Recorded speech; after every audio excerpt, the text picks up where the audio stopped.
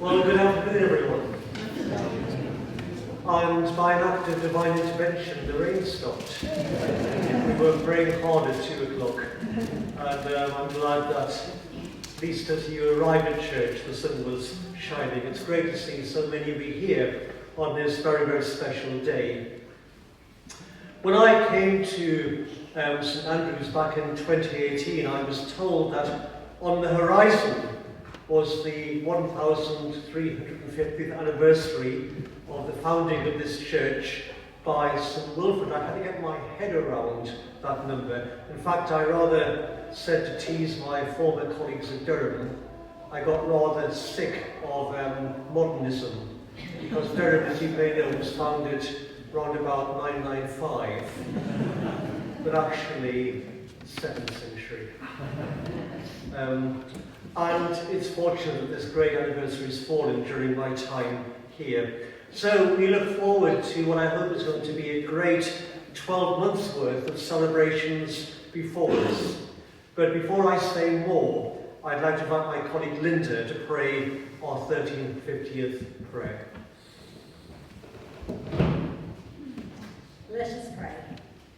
God of the ages, we praise you for your faithfulness to us over 1350 years here in Corbridge.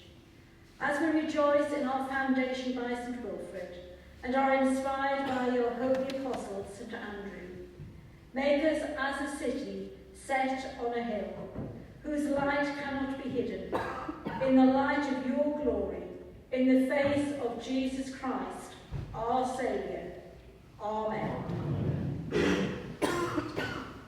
Thank you, Linda. So this afternoon, after this introduction, I will give a talk on our founder, St Wilfrid. That will be followed by the cutting of our splendid 1350 cake, beautifully made and donated by Lane Bolam. And then we will enjoy bubbles and afternoon tea before concluding with a short act of worship, recalling the monastery that St Wilfrid first founded here all those centuries ago.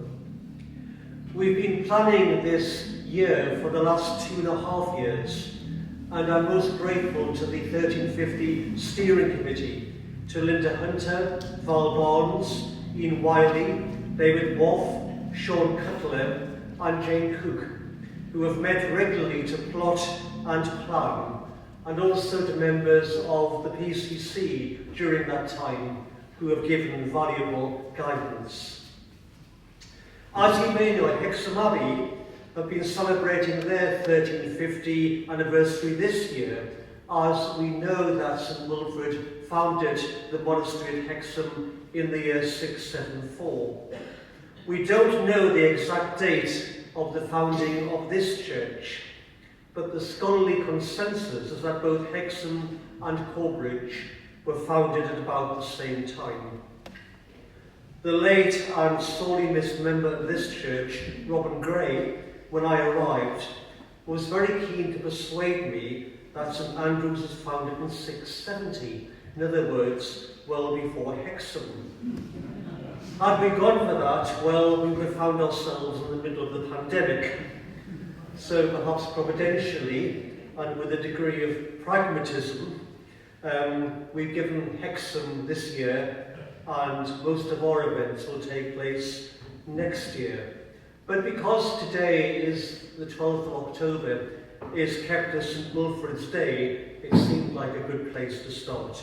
And next year, we will conclude on Sunday, the 12th of October 2025, with our grand finale.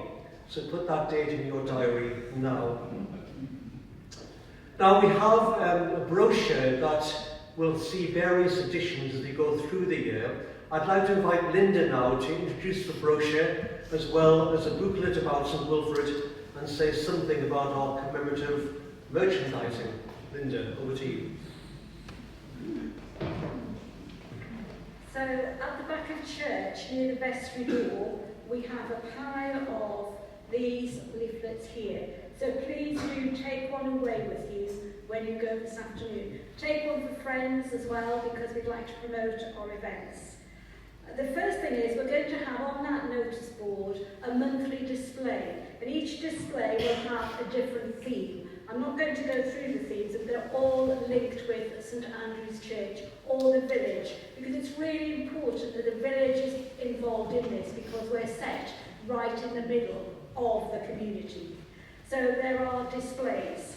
We're also having a series of 6 talks. Again, those will be listed down in the book, but we do have local historian David Woff.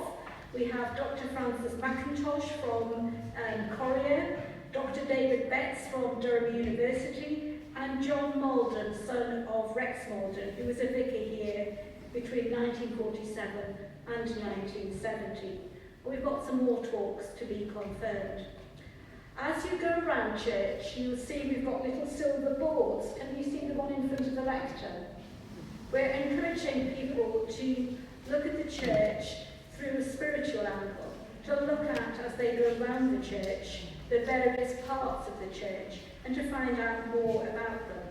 Because, of course, part of our mission as a church here in the centre of Corbridge is to help people grow in faith and to support them on that faith journey. So the interpretation boards explain the main parts of the church and help people to learn a bit more about their faith. We have, in conjunction with that, a booklet which you can do, which it's not the same information the booklet is on the board, but you can use this as well. And this is called A Prayer Walk Around St Andrew's Church. So you may like to come into church one day, just walk around and do part of it, and then come back. These will be at the back of church for you as well. As we go through the year, we've got guided tours, our team of guides. We've got 12 guides now that will take people on guided tours. We have our Christmas Tree Festival coming up at the 29th of November to the 3rd of December. We would like to have 135 trees this year, so please do, all the organisations, groups you're in, advertise it to them, ask them to do a tree. If you want to do a tree as a family, a small one, we can put them along the windowsills. Please let's try and make it 135 trees. We're also going to have a sculpted installation of bells by somebody called Keith Roberts across in the South Transept. That will probably be round about just after Easter. And he's created a sculpture of broken and fractured bells. I won't say any more about it. We've got an exhibition, an art exhibition at the beginning of June by Helen Alice Johnson, who is an artist who lives between Alston and the Pennines, and that's called Our Beautiful World. We have a flower festival. Our flower team are beavering away already, thinking about the different captions, the different titles of the flower arrangements. And we're looking for people to arrange flowers and also people to sponsor arrangements. So there's a really nice poster in the booklet for our flower festival. And to help with that, we're having a Mad March market where we will be selling things in order to raise money to buy the flowers. And then we're knitting or crocheting small flowers, you might have seen them, because we want to make, there's one being made down here as I speak. We're going to have a cascade of flowers coming down from the front porch and probably from the lich gate in all sorts of colours. We've got some musical events planned. The musical events are busy in process at the moment, but Bradley Kresick has agreed to come and do a concert, and we're looking at other possibilities. Corbridge Chamber Music Festival will be joining in with the celebrations. They've commissioned a new work called St Wilfrid by the distinguished composer Piers Halliwell. And in conjunction with that, Jo Westgate is having an exhibition of her prints. We have one of them down here at the front.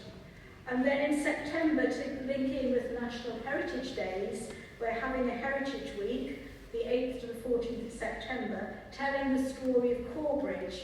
And we will be inviting anybody who is in an organisation to come and exhibit the history of their group at that exhibition.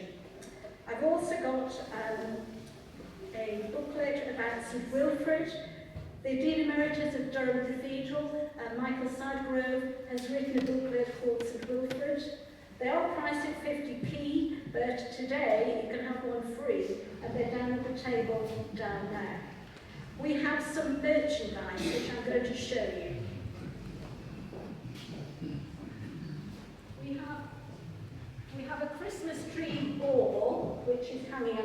to lift that. And we have a mug, and the mug says on it, St Andrew's Church, Corbridge, 1350th Celebrations 2025.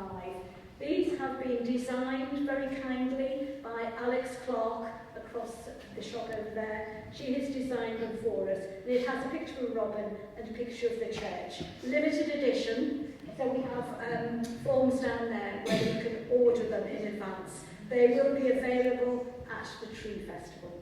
I think that's it. Thank you, Linda.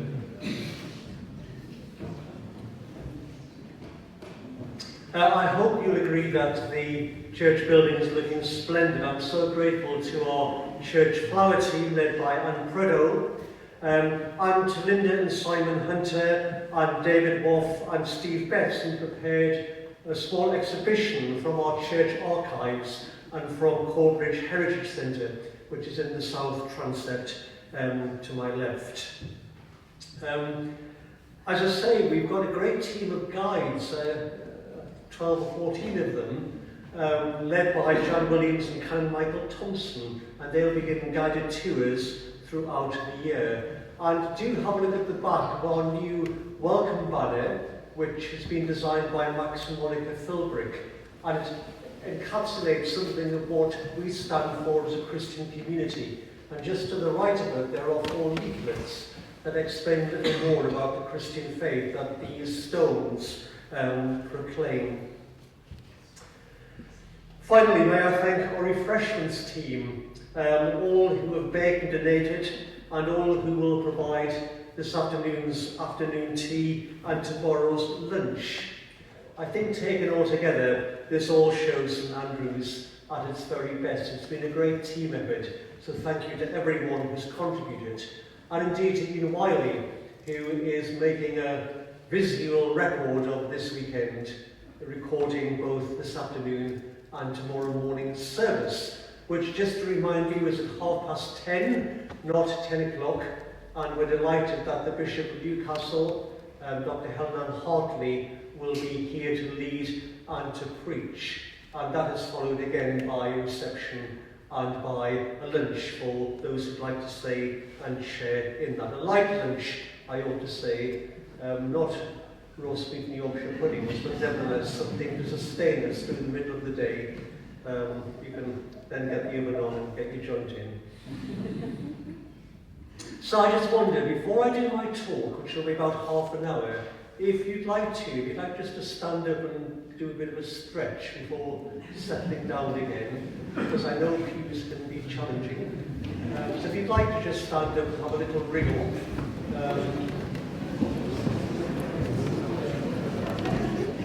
So we move on to the talk, which I've entitled God's Rottweiler, St Wilfrid, Bishop and Bruiser. I don't know whether there's joy in heaven over that title, but perhaps we'll see. When I was inducted here, exactly 6 years ago, on the 11th of October 2018, the eve of St Wilfrid's Day, the preacher was Bishop Mark Tanner, who was then Bishop of Berwick, and he began his sermon with something like these words: "If I had known St Wilfrid personally, I think I would have admired him greatly, but I'm not sure whether I would have liked him." As many of you know, I came here after 17 years at Durham Cathedral, the shrine of St Cuthbert, our Cuddy. And Cuthbert is, I think, our best loved saint of ancient Northumbria. And we also love the gentleness of Bishop Aidan and the scholarly erudition of the Venerable Bede. But Wilfrid, well, he is rather different, hence my rather daring title for this talk. So what are we to make of our founder? Well, I hope to explore some aspects of his personality and character to try to get inside the man. I hope to explore what motivated him and what we might learn both positively and negatively, both from his life and as we reflect on our ministry and vocation today in this anniversary year when we will celebrate the past, but also, please God, inspire the future. So let me give you an overview of St. Wilfrid's life before I attempt an assessment of his legacy. Wilfrid came from a wealthy and privileged background. His parents were part of the nobility of the ancient kingdom of Northumbria. He didn't have to claw himself up from the bottom. He would have been taught from an early age to be at home with the rich and the powerful. I could imagine him as a confident and possibly slightly precocious child, articulate, outgoing, eloquent beyond his years. St. B tells us that as a child he was, to quote, deservedly loved, admired and welcomed by his elders, as though he was one of them themselves. So he was wise beyond his years. It is clear that this was underscored by a prodigious intellect. He was also brought up to be deeply religious. The Christian faith was still quite young in the kingdom of Northumbria. Wilfrid was born in the year 633 or 634, only a year or so before St. Aidan founded his monastery at Lindisfarne. But Christianity captured Wilfrid's young imagination. And so at the age of 14, we find him at the court of King Oswy and Queen Enfleda. But rather than become a courtier, instead he was sent to St. Aidan's monastery at Lindisfarne.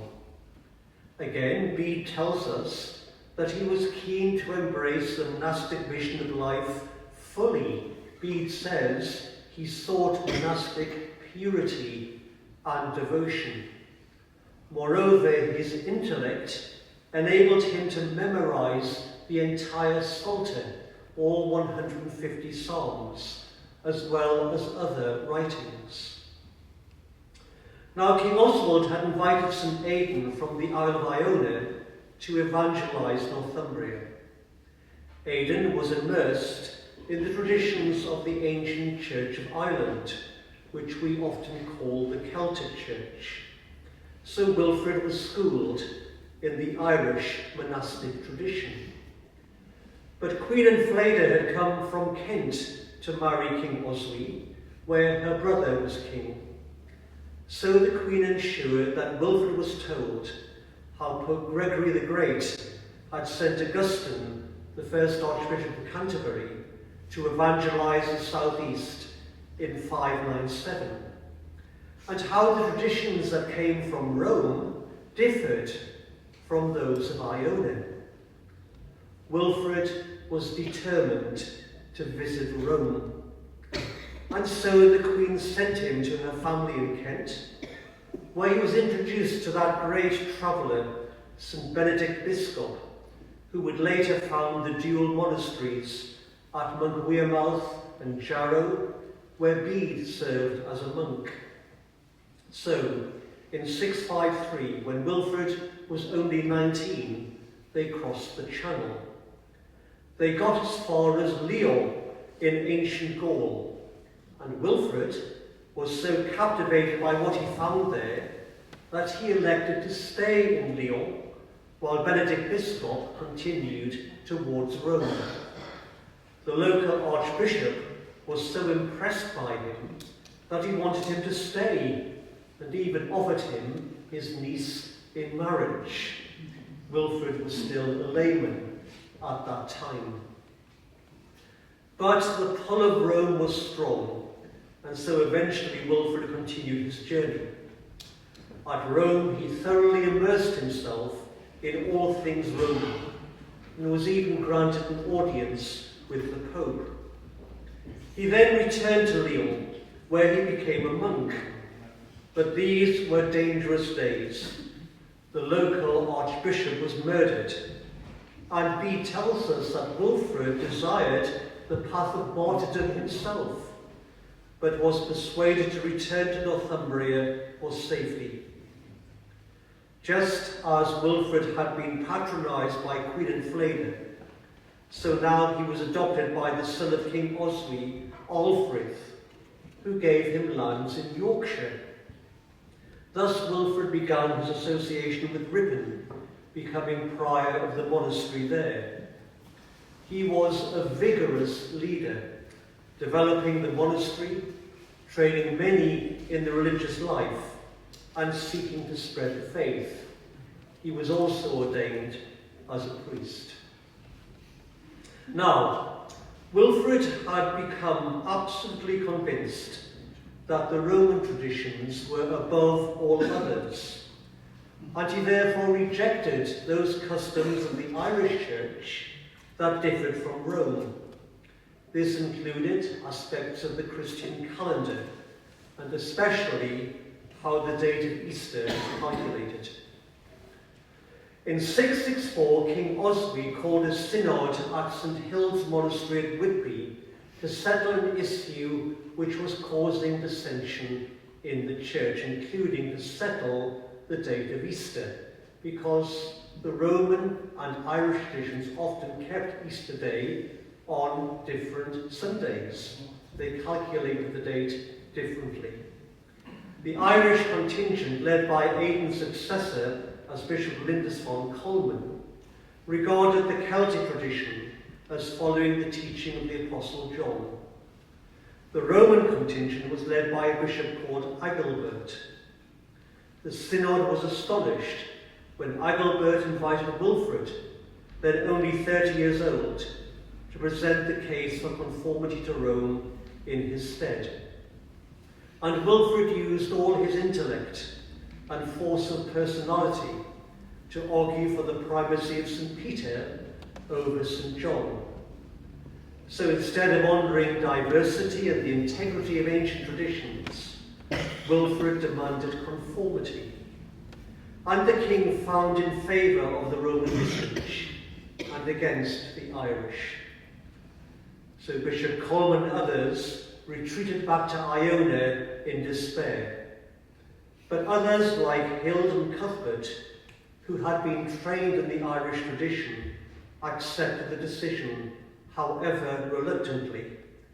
And so the Northumbrian Church became aligned to Rome and Canterbury.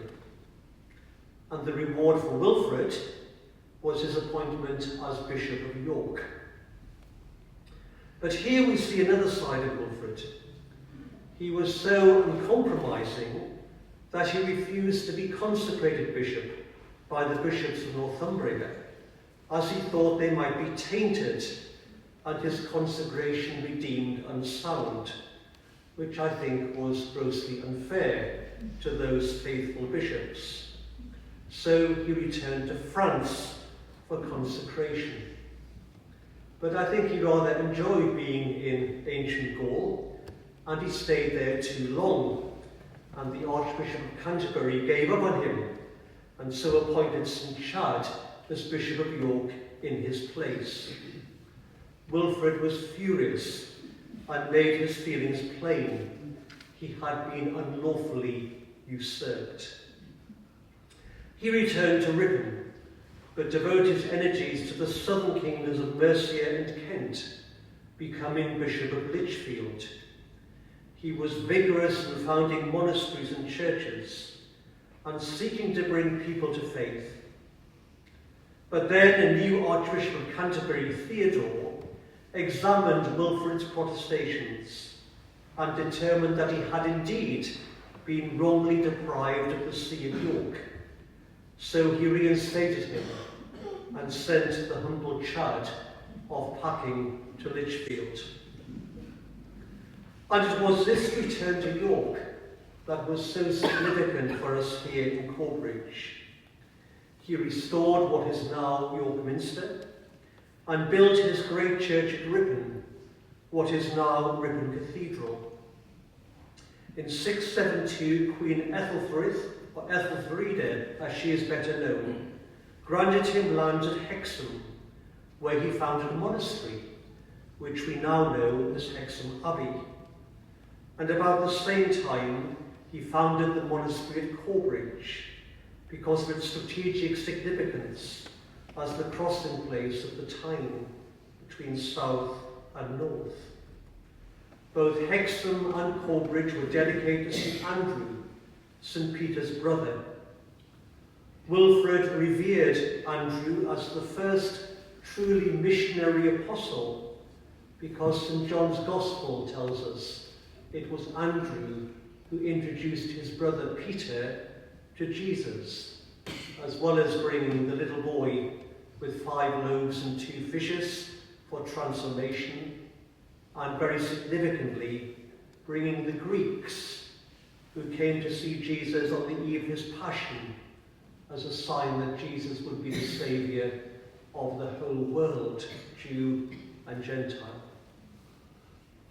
And the foundation of Corbridge is significant.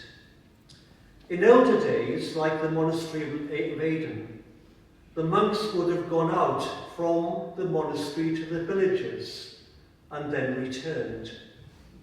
But Wilfrid was planting new churches with resident monks and priests. Part of his legacy is that he established what is called the rule of St Benedict in his monasteries. We know Benedict as the father of Western monasticism. Benedict's rule had 3 main emphases, what he called the Opus Dei, the work of God, by which he meant the 8 daily monastic services. Stabilitas loci, stability of place, which means being rooted in a community, and labor, or work, which enabled the community to live. So here in Corbridge, he established a church, both for his monks and for the people of this community. The monasteries were also centres for the education of children, care for the sick, and support for the poor. For Wilfrid, this was making the Christian faith visible, setting it at the heart of the communities that would be formed around it. And when he built new churches, he determined that these churches would not be made of wood, but of stone. This was, I think, for 2 reasons. First, he had been impressed by the grandeur and beauty of the stone churches he saw in Gaul, and especially in Rome. In some ways, he wanted to bring Rome to Northumbria by emulating Roman building techniques. Second, stone churches witnessed to permanence. Wooden church buildings were fragile, vulnerable to severe weather and fire, but stone churches guaranteed longevity.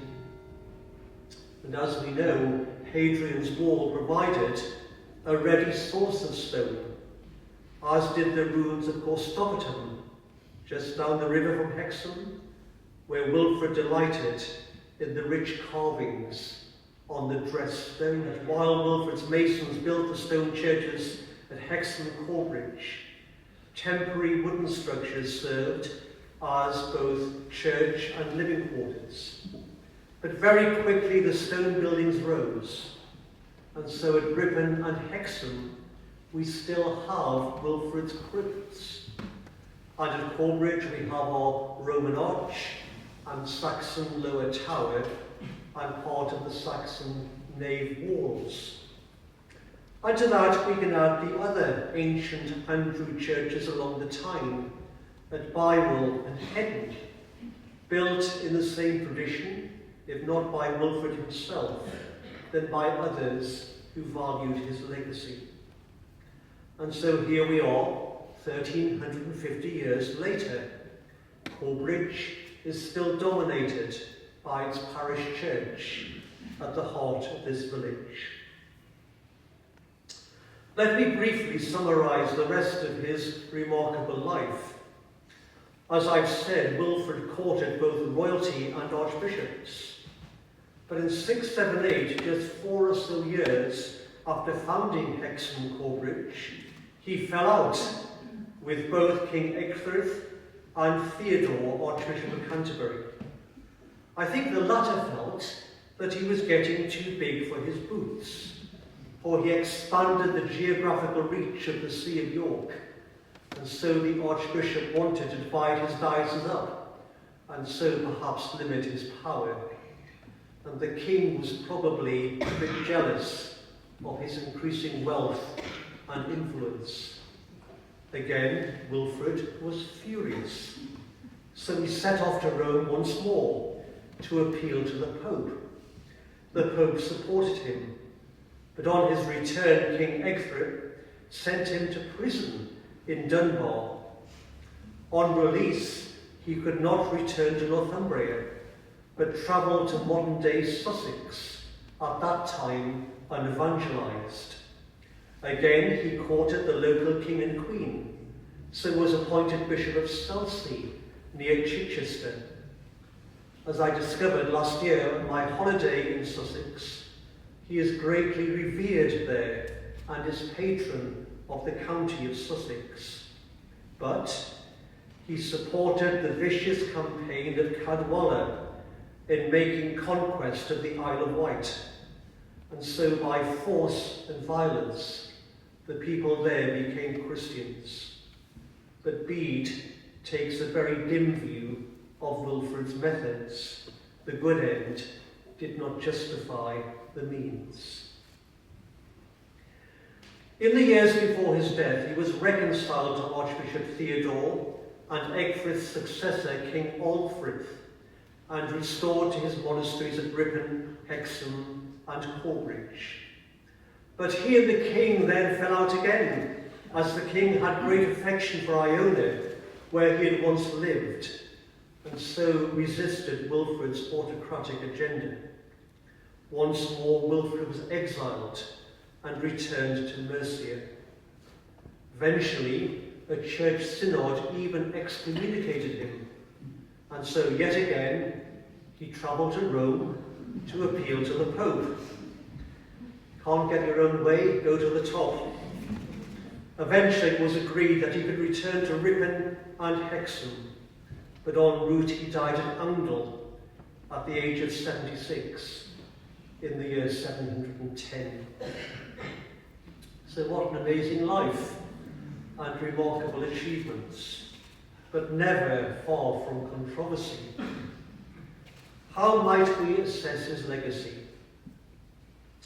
Well, first, I have no doubt of Wilfrid's passion for God, his love for Christ, and his desire to see the Christian faith spread and take deep root. And there is no doubt about his own commitment to study and to prayer. Second, Wilfrid was clearly a man of zeal. It's a word that appears in his collect. And that zeal animated Wilfrid's whole being.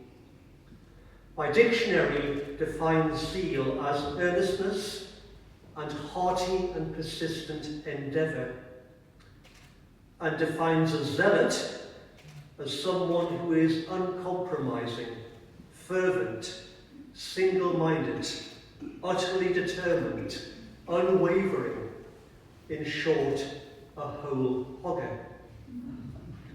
It's interesting that in his fascinating biography of St. Paul, Bishop Tom Wright, former Bishop of Durham, uses the word zeal to encapsulate what motivated St. Paul and his energy, his drivenness, his single-mindedness, even to the point of being ready to suffer greatly for the sake of the gospel.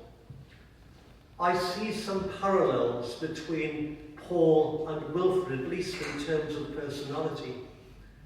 I revere Paul, but I'm not sure I would have liked to have worked with him.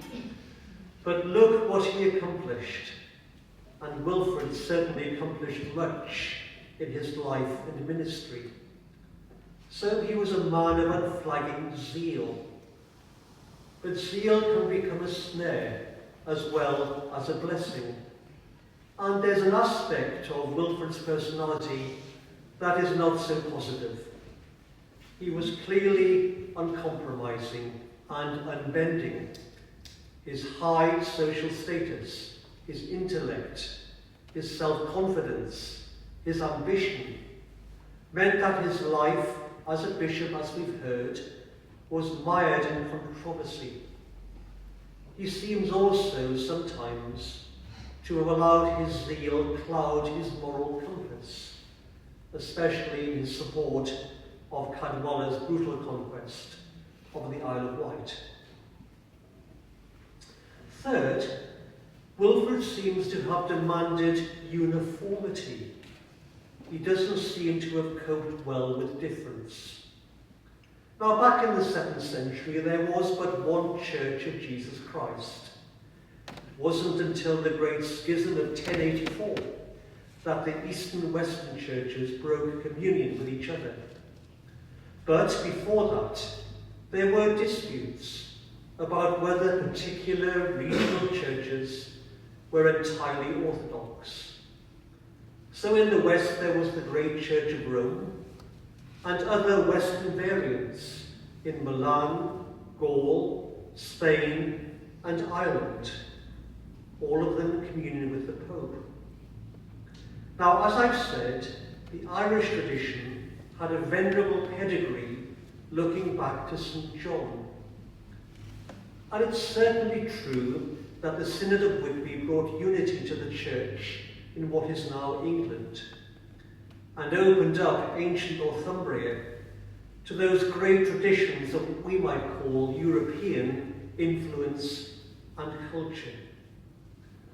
But for Wilfrid, there could be no compromise, no middle position, no accommodation.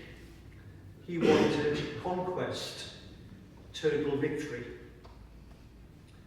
Bede writes that in his opening address to the Synod of Whitby, Wilfrid argues that the whole Western Church followed Rome and said, "The only exceptions are these men and their accomplices in obstinacy, I mean the Picts and the Britons. Who are these? The two remotest islands of the ocean, and only in some parts of them, foolishly attempt to fight against the whole world." Well, if Bede is recording an accurate record of what Wilfrid said, he begins by calling his opponents obstinate, which sounds like calling the pot calling the kettle black to be, and foolish, and claiming they were fighting against the rest of the church, which of course they were not. And later, and Linda, I'm sorry to say this, he was somewhat rude about their founder, the great Saint Columba. Bede records Wilfrid as saying, "And even if that Columba of yours, yes, and ours too, if he belonged to Christ, was a man of mighty works, is he to be preferred to the most blessed chief of the apostles, to whom the Lord said, 'You are Peter, and upon this rock I will build my church'?" Now that would have really got the backs up of Bishop Coleman and his colleagues, who looked, yes, to Columba, but behind that to the Apostle John, who Coleman said had laid on the Lord's breast at the Last Supper. And Bede certainly gives Wilfrid a mixed assessment. Bede was absolutely in favour of the outcome of the Synod of Whitby. But he revered the Irish bishops and monks of Lindisfarne. He deeply respected their simplicity and austerity, their devotion and piety, and their commitment to evangelism and learning. Bede recognised Wilfrid's achievements, but I think he struggled with Wilfrid's aggressiveness and how he courted earthly power and wealth. Michelle Brown, the great historian of ancient Northumbria, in her fine recent book on Bede, says that for a while Wilfrid was placed in charge of Aidan's monastery at Lindisfarne after St Cuthbert's death. But he could barely speak of Wilfrid's time there, as it was so fractious. Clearly, Wilfrid wanted to totally dismantle the old Irish ways and reform it by fiat and edict. It was not a happy outcome. Fourth, there is something enigmatic about Wilfrid. On the one hand, as I've said, he was from the nobility. He was brought up with fine clothes and fine food. He was surrounded by all the trappings of wealth. He wanted the church to be wealthy and to be endowed. He courted kings and princes, believing that the church should be at the heart of earthly politics and power. And as a priest and bishop, he seemed to like fine robes, pomp and circumstance, and the rich adornment of churches and monasteries, with books, relics, plate, and fine buildings. Yes, he valued aesthetics, but we might say there was a worldly aspect to him. Yet, other sources say how for long periods he set aside all these things, living austerely, eschewing the places of power, and devoting himself to prayer and study, teaching and evangelism. Perhaps these two emphases were never fully reconciled in him. After all, we all have enigmatic aspects to our characters. Fifthly, he was not someone with whom I would have liked to pick an argument. His immovable forcefulness, intelligence, eloquence, and self-confidence, I think, would have simply ground down people like me to submission. His strengths were also his weaknesses. There was indeed something of the Rottweiler and the Bruiser about him. For once he got his teeth into you, there was no letting go, whether you were king or archbishop. But lastly, there is no doubt that Wilfrid was a passionate evangelist. Even when he faced opposition and reversals, he met that by channeling his energies into preaching Christ wherever he found himself. Evangelists I have known, as people with a real gift in evangelism, often have to be single-minded. They need to argue and convince, persuade, warn, and bring people to the point of decision. Wilfrid had those gifts. And in many instances, he used his character and personality for good. Again, it illustrates a positive aspect of his zeal. And so here we are today, 1,350 years on. Ripon Cathedral, Hexham Abbey, and now St Andrews here in Corbridge celebrate the continuing of what he founded all those centuries ago. It reminds us that we too must proclaim the faith that these stones point to.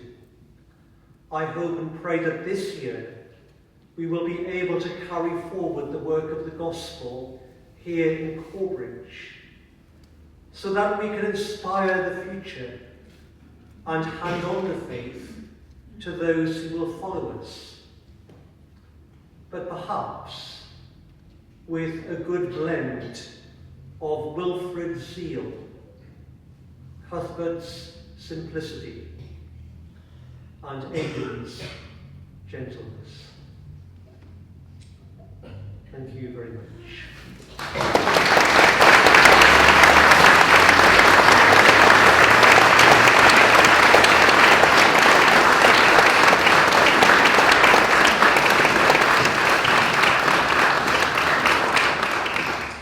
And we will do that talk onto the church website if you want to revisit it and debate it, correct it.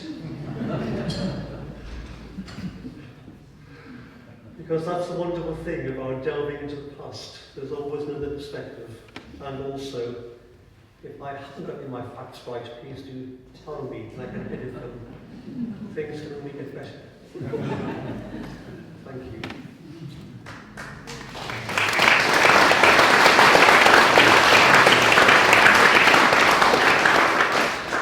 Is Elaine Boland here?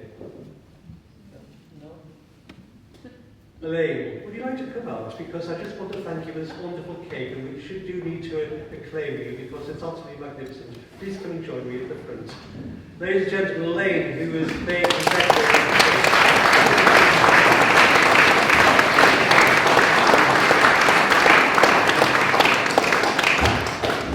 And we thought it would be lovely if we could invite two of the senior members of St Andrews to actually cut the cake.